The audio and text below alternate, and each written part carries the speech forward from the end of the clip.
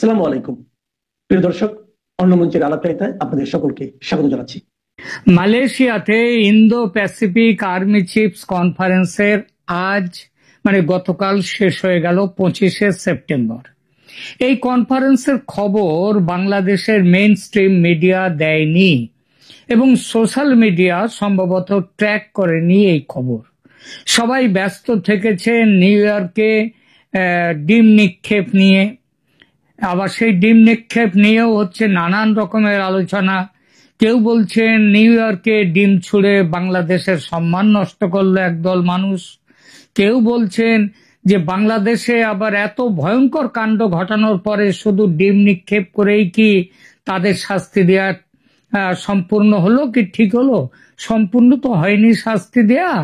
আসলে ডিম নিক্ষেপ কাণ্ডতে যদি ওখানে বাংলাদেশে যা করেছে এই সরকারের যাদের উদ্দেশ্যে ডিম নিক্ষিপ্ত হয়েছে তারা যা করেছে তাদেরকে শাস্তি দিতে গেলে তো সেখানে বোমা মারতে হয়। তাহলে কি আপনারা কি বাংলাদেশে কি বাংলাদেশি যারা নিউ ইয়র্কে আছেন, আমেরিকায় আছেন, তাদেরকে কি বোমা মারতে বলছেন? এসব কেন যে এইভাবে সমালোচনাগুলো হয় জানি না। সেখানে এটা হচ্ছে সমালোচনা, তাদের বিরুদ্ধে প্রতিবাদের একটা ধরন হচ্ছে ডিম নিক্ষেপ। তা নিয়ে এত হইচই তো কিছু নেই। যাই হোক, আমরা সেই জায়গা থেকে আমার চ্যানেল সেই জায়গা থেকে আমরা মালয়েশিয়ার সম্মেলন নিয়ে এর আগেও একটা এপিসোড আমি করেছি। এই সম্মেলনে ভারত ও বাংলাদেশের দুই সেনাপ্রধান উপস্থিত ছিলেন, শুধু তাই নয় তারা একান্ত বৈঠক করেছেন বলেও খবর।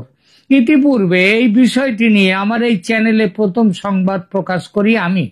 গত 23শে সেপ্টেম্বর এই বিষয়ে একটি ভিডিওতে আমি প্রথম এই বিষয়ে প্রতিবেদন দিই। মালয়েশিয়ার এই কনফারেন্স এবং এর সঙ্গে আরো দুটি সহযোগী কনফারেন্স যার নাম হচ্ছে IPAMS বা Indo Pacific army's management seminar এবং সেলফ বা সিনিয়র এনলিস্টেড লিডার্স ফোরাম, তার সম্মেলনও আজ শেষ হচ্ছে। সম্মেলনের শেষে বাংলাদেশের সেনাপ্রধান আগামী 27শে সেপ্টেম্বর দেশে ফিরছেন এবং ভারতের সেনাপ্রধান জেনারেল উপেন্দ্র দ্বিবেদীও দিল্লিতে ফিরবেন মোটামুটি একই দিনে। অসমর্থিত কিন্তু নির্ভরযোগ্য সূত্র থেকে জানতে পেরেছে সম্মেলনের মধ্যে শুধু আলোচনা নয়, সম্মেলনের সাইড লাইনেও কথা হয়েছে ভারত ও বাংলাদেশের সেনা প্রধানের সঙ্গে। কোনো আধিকারিক স্তরে প্রকাশ হয়নি কি কথা হয়েছে দুজনের মধ্যে, কিন্তু বিষয়টি নিয়ে বিশেষ করে আন্তর্জাতিক কিছু সংবাদ মাধ্যম তারা কিন্তু খবর করেছে। এর সঙ্গে আমার দিল্লির নিজস্ব সূত্র যে খবর দিয়েছে তার ভিত্তিতে আমি তৈরি করছি এই প্রতিবেদনটি। প্রথমেই বলি, বিশ্বের 27টি দেশের সেনা প্রতিনিধি এবং সামরিক কর্তারা অংশ নিয়েছেন এই সম্মেলনগুলিতে। এই 27টি দেশের মধ্যে ভারত ও বাংলাদেশ সহ 13টি দেশের সেনাপ্রধান উপস্থিত ছিলেন। এবং মনে রাখতে হবে, শেখ হাসিনা সরকারের পতনের পর দু দেশের দুই সেনাপ্রধানের মধ্যে ভার্চুয়ালি একাধিকবার কথাবার্তা হলেও এই প্রথম দুজনের কিন্তু মুখোমুখি দেখা। ইতিপূর্বে জেনারেল ওয়াকার উজ্জামান যুক্তরাষ্ট্র, কানাডা, রাশিয়া, আজারবাইজান, চীন সফর করলেও বাড়ির পাশের দেশ ভারত সফর করেননি। হাসিনা সরকারের পতনের পর দুদেশের মধ্যে ক্রমশ ঘনিয়ে আসা শীতল সম্পর্ক নিশ্চিতভাবেই এজন্য দায়ী। যদিও সেনাপ্রধান ওয়াকার উজ্জামান তার দেশের সরকারের ভারত বিরোধী মানসিকতা ও কাজকর্ম থেকে বিরত তিনি ছিলেন এবং ভারতের সঙ্গে সুসম্পর্কের প্রয়োজনীয়তার কথা প্রকাশ্যে একাধিকবার বলেছেন। গত 14 মাসে জেনারেল জামানের মুখ থেকে এমন একটি কথা বেরোয়নি যাতে ভারতের সাথে বর্তমান শীতল সম্পর্কের বিন্দুমাত্র দায় তার উপর বর্তায়। সম্পর্ক খারাপ করার কাজটি প্রায় এককভাবে করেছেন বাংলাদেশ অন্তর্বর্তী সরকারের প্রধান উপদেষ্টা ডক্টর মোহাম্মদ ইউনূস স্বয়ং বেফাঁস কথা বলে, পক্ষান্তরে জেনারেল জামান তার তরফ থেকে চেষ্টা করে গেছেন ভারতের সঙ্গে সম্পর্ক স্বাভাবিক করতে। এমনকি সম্পর্কের প্রবল অবনতির মধ্যেও দিন দশেক আগে কলকাতার ফোর্ট উইলিয়ামে ভারতের সর্বোচ্চ সামরিক নেতৃত্বের বৈঠকের প্রেক্ষিতে বাংলাদেশে সাময়িক অভিযানের সম্ভাবনা প্রকট হয়ে উঠলে উত্তেজনা প্রশমন করতে বাংলাদেশ সেনাপ্রধান ব্যক্তিগতভাবে ওই বৈঠকে উপস্থিত হতে চেয়েছিলেন বলে গোপন সূত্র থেকে কিন্তু খবর বেরিয়ে এসেছে। মোহাম্মদ ইউনূস বাদ সেধেছিলেন বলে জেনারেল ওয়াকার আসতে পারেননি ফোর্ট উইলিয়ামে এই তো কয়েকদিন আগে। সুতরাং মালয়েশিয়ার সম্মেলনে দুজন যে নিজেদের মধ্যে কথা বলবেন না, দুজন দুজনকে এড়িয়ে যাবেন, এটা হতেই পারে না। এবং আমার রাজধানীর সূত্র জানাচ্ছে কথা হয়েছে দুজনের মধ্যে, কারণ কথা বলার কথা ছিল, আর সে কথা হয়েছে একাধিকবার। বেশিরভাগ সময় আলোচনার সময় তৃতীয় কেউ ছিলেন না তাদের কাছে, শুধু ওরা দুজন ছিলেন, দুই জেনারেল, যাকে বলে একান্ত আলোচনা। কেন এমন একান্ত আলোচনা? তার কারণ দুই তরফেই আছে। ভারতের সেনা রাজনীতিতে মাথা গলায় না, গলাবার সুযোগ নেই, এবং তারা গলায়ও না। আবার বাংলাদেশে উল্টো ব্যাপার। বাংলাদেশে রাজনীতির কেন্দ্রে রয়েছে সেনা। গত বছর 5 আগস্টের কথা একবার মনে করে দেখুন। শেখ হাসিনার পতনের মূল কারণ সেনার যে পিছিয়ে আসার ব্যবস্থা না নেয়ার সিদ্ধান্ত।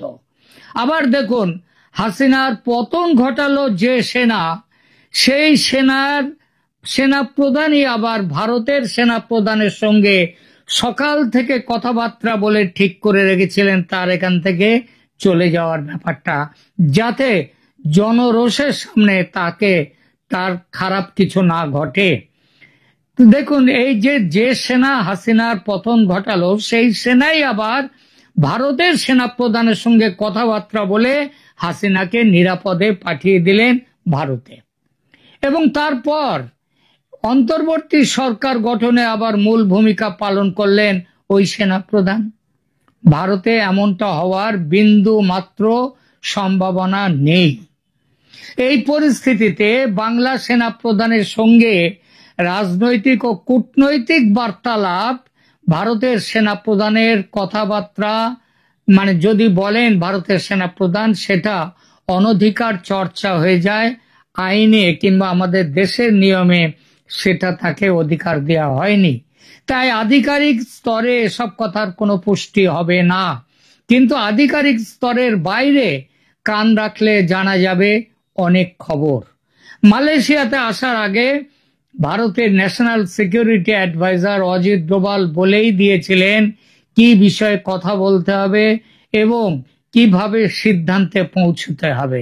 এবার চলে আসি তাহলে কি কথা হলো সেই প্রসঙ্গে। প্রথমত, এক, বাংলাদেশি জঙ্গিদের নিয়ন্ত্রণে রাখার ব্যাপারে সেনাবাহিনী ক্রমশ আরো কড়া অবস্থান নেবে। 2, ইউনূস সরকারের তল্পি বাহকের ভূমিকা ছেড়ে সেনাবাহিনী নিজেকে চালকের আসনে নিয়ে যাবে, এবং যেটা কিছুদিন ধরে দেখা যাচ্ছে সেনাপ্রধান করে যাচ্ছেন। তিনি প্রধান বিচারপতির সাথে দেখা করছেন, দেখা করে ওই ক্রাইম ট্রাইব্যুনালের 12টা বাজাবার চেষ্টা তিনি করে আসছেন। তিনি প্রধান উপদেষ্টার সঙ্গে কথা বলছেন, তিনি রাষ্ট্রপতির সঙ্গে কথা বলছেন একই দিনে। তো এগুলো সবই হচ্ছে সেনাবাহিনী এবং সেনাপ্রধান, তারা কিন্তু একটা সিদ্ধান্ত নিয়েছেন অলরেডি। সেই সিদ্ধান্ত দেশের চালকের আসনে আবার ফিরে যাওয়া, ওই ফ্রি হ্যান্ড নিয়ে ইউনূস সাহেব যা করে যাচ্ছেন সেটা যাতে না করতে পারেন। আর 3, আমেরিকার সেনা যারা কক্সেস বাজারে এসে ডেরা বেঁধেছে তাদেরকে যতটা সম্ভব জনবিচ্ছিন্ন করে রাখা, এ ব্যাপারেও কথা হয়েছে দুই সেনা প্রধানের। মনে রাখতে হবে যে ওয়াকারুজ্জামান, জেনারেল জামান ইতিমধ্যেই আমেরিকার এই সেনা রাখার প্রস্তাব, করিডোরের প্রস্তাব, চট্টগ্রাম বন্দর দেওয়ার প্রস্তাব ইত্যাদি ব্যাপারে তিনি তার প্রচন্ড বিরোধিতার কথা জানিয়েছেন। এবার ওই তারপরও যে কক্সেস বাজারে সেনা এসে ডেরা বেঁধেছে ইউনূস সাহেব এবং খলিলুর রহমানের সৌজন্যে, তো এই আমেরিকান সৈন্যকে যতটা সম্ভব জনবিচ্ছিন্ন করে রাখতে হবে। নিয়ম কানুনের মধ্যে তারা তো হোটেলে উঠেছে, নিজেদের নাম ঠিকানা হোটেলের রেজিস্টারে কোনো কিছু এন্ট্রি না করে, আর এসেছে তো আমেরিকার বিমানে, এবং সেই বিমানে এসে কোনো জায়গায় ইমিগ্রেন্ট ইত্যাদি কিচ্ছু করা হয়নি। তো এই যে নিয়ম কানুন ভেঙে চলছে তারা, সেটাকে কমিয়ে নিয়ম কানুনের মধ্যে তাদের অবস্থানকে রেখে দিতে হবে। এ বিষয়ে কিভাবে কি করা যাবে তার কথা হয়েছে। 4 নম্বর, বাংলাদেশের ধর্মীয় সংখ্যালঘুদের নিরাপত্তা সুনিশ্চিত করা। বাংলাদেশে হিন্দু ও বৌদ্ধদের ওপর আক্রমণ নিয়ে ভারতের আরএসএস ইতিমধ্যে খুবই ক্ষুব্ধ হয়ে উঠেছে। তাদের পক্ষ থেকে ভারত সরকারের ওপর জোরালো চাপ আসছে বড় কোনো ব্যবস্থা নেয়ার। একই সঙ্গে চাপ আসছে সেই যে হিন্দু সন্ন্যাসী চিন্ময় দাস মহারাজকে, তার মুক্তির ব্যাপারটা নিয়ে, এ ব্যাপারেও সেনাপ্রধান ব্যবস্থা নেবেন বলে, যাতে নেন সে ব্যাপারেও কথা হয়েছে। 5, আগামী নির্বাচনে ওয়াকারুজ্জামানের ভূমিকা কি হবে সেটা নির্দিষ্ট করা হয়েছে এই আলোচনার মধ্যে। আওয়ামী লীগকে নিয়ে নির্বাচন করতে হবে, এই সিদ্ধান্তে অটল থাকবে সেনাবাহিনী। একথা ওয়াকারুজ্জামানের আগেও বলেছেন, আওয়ামী লীগকে নিয়ে অন্তর্ভুক্তিমূলক নির্বাচনের পক্ষে ভারতের যেটা লাইন সেইটা করতে হবে। এবং ভারতও পরিষ্কার বলে দিয়েছে আওয়ামী লীগ নো ভোট। সুতরাং এই ব্যাপারটা নিয়ে সেনাপ্রধানকে সতর্ক থাকতে হবে। 6 নম্বর, ইউনূস সরকারের বদলে কেয়ারটেকার সরকার প্রতিষ্ঠার বিষয়ে জেনারেল জামান যাতে আরো প্রোঅ্যাক্টিভ হতে পারেন সেটা দেখার জন্য বলেছেন জেনারেল দ্বিবেদী। কারণ ইউনূস সরকার ক্ষমতায় থাকলে তারা এই নির্বাচনকে রিগিং করে এই নির্বাচন করবে, সুতরাং তার আমলে নির্বাচন করা যাবে না। এবং 7 নম্বর, সর্বশেষ, ভারতের পক্ষ থেকে কথা দেয়া হয়েছে একেবারে বাধ্য না করলে ভারত সামরিক অভিযান চালাবে না বাংলাদেশে। এই প্রসঙ্গে এটাও বলা হয়েছে ভারতের পক্ষ থেকে যে মায়ানমারে ভারতের সেনা মজুত করা হয়েছে যত না বাংলাদেশের জন্য, তার চেয়ে অনেক গুণ বেশি আমেরিকাকে একটা কড়া বার্তা দিতে। সংক্ষেপে এই হলো দুই সেনা প্রধানের ভেতরের কথাবার্তা, যেটা আমি অসমর্থিত হলেও নির্ভরযোগ্য সূত্র থেকে জানতে পেরেছি। কিন্তু কথা এখনো শেষ হয়নি। এই কথাবার্তার শেষে আর এক বড় চমক ছিল। এরপরেই জেনারেল দ্বিবেদী ফোনের লাইনে যুক্ত করে দেন ওয়াকারুজ্জামানকে তার প্রধানমন্ত্রীর সঙ্গে। আগে থেকেই ঠিক করা ছিল এমনটা হবে। কি কথা হয়েছে দুজনের মধ্যে সেটা জানতে পারিনি অবশ্য, তবে তাদের মধ্যে কথা হয়েছে প্রায় 10 মিনিট ধরে তাদের মধ্যে কথা হয়েছে। জেনারেল দ্বিবেদী তাদেরকে কথার মধ্যে থাকতে চাননি, তিনি একটু দূরে সরে গিয়েছেন। আর তিনি তো জানেন যে শেখ হাসিনা কি বলবেন, কিন্তু নজর ছিল, তিনি দূরে চলে গিয়েছিলেন বটে, কিন্তু নজর ছিল জেনারেল ওয়াকারের দিকে। কথা শুনতে পাননি, কিন্তু তিনি দেখেছেন ওয়াকারুজ্জামান রুমালে চোখ মুছছেন। কেন মুছছেন চোখ? তিনি কি বুঝতে পেরেছেন নিজের অপরাধ? 5 আগস্টে তার বাহিনী যেভাবে বন্দুক নামিয়ে রেখেছিল সেটাই হয়েছিল শেখ হাসিনার পতনের কারণ। এটাকে তিনি বুঝতে পেরেছিলেন? বুঝতে পেরেছেন কি যে দেশের এই দুর্গতির দায় তার উপরেও অনেকখানি বর্তায়, নাকি এসব বোঝার সাথে সাথেও নিজের বিবেকের দংশন হয়েছে, তার বিবেকের দংশনে তিনি চোখ মুছতে বাধ্য হয়েছেন। দুজনের কথা কেউ শোনেনি, তাই এ ব্যাপারে মন্তব্য করব না, আপনারা যে যার মতো করে বুঝে নিন। আর আমার আজকের এই চ্যানেলে আপনাদের বক্তব্য, আজকে আমার প্রতিবেদনে বিষয়ে আপনাদের বক্তব্য জানালে খুশি হব। আর পছন্দ হলে আমাদের এই প্রতিবেদন লাইক দিন, কমেন্ট করুন এবং সাবস্ক্রাইব করুন আমাদের চ্যানেলকে। এখনকার মতো এখানেই রাখছি। ধন্যবাদ।